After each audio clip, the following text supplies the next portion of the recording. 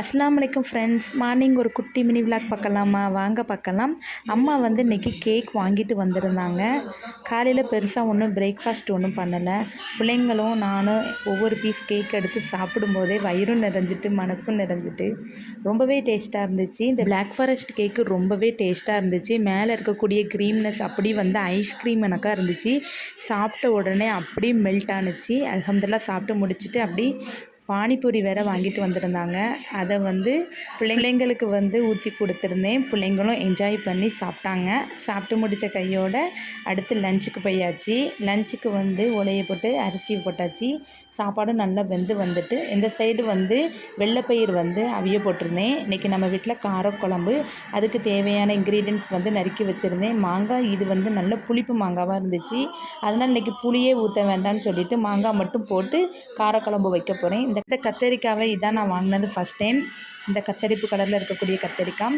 இதில் வந்து யூடியூப்பில் நான் நிறைய வீடியோ பார்த்துருக்கேன். இதில் வந்து சூப்பராக ஃப்ரை பண்ணுவாங்க. இன்ஷா அல்லாஹ் நெக்ஸ்ட் வீடியோவில் இந்த மாதிரி ரெசிபி இருந்தால் கண்டிப்பாக அப்லோட் பண்ணேன். செஞ்சோம்னா வெள்ளைப்பயிர் போட்டிருக்கனால புளிக்குழம்பு வந்து வாய்வு இருக்கும் அப்படின்னு சொல்லிட்டு தேங்காய் வந்து அரைக்கும் போதே 4-5 வெள்ளைப்பூடு சேர்த்து ஃபைன் பேஸ்ட்டாக அரைச்சி சேர்த்தாச்சு.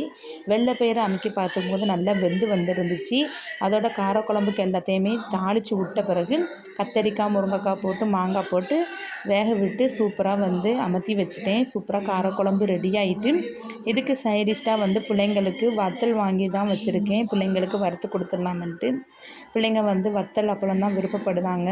சரி, அவங்க மத்தியானம் லஞ்சு வந்து சாப்பிடையாவது செய்வாங்கள்ல, அவங்களுக்கு பிடிச்ச மாதிரி செஞ்சு கொடுத்தா அப்படின்னு சொல்லிவிட்டு வத்தலே வந்து அம்மா வாங்கிட்டு வந்திருந்தாங்க. அதையே வறுத்து கொடுத்தாச்சு. அல்ஹம்துலில்லாஹ் நான், அம்மா, பிள்ளைகள் எல்லாருமே ஒன்றா உட்காந்து சாப்பிட ஆரம்பித்தாச்சு.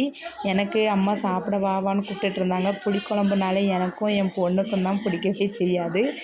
சரி, இருந்தாலும் சரி அம்மா கூட உட்காந்து சாப்பிட்லாமன்னு தான் உட்காந்துருந்தேன்.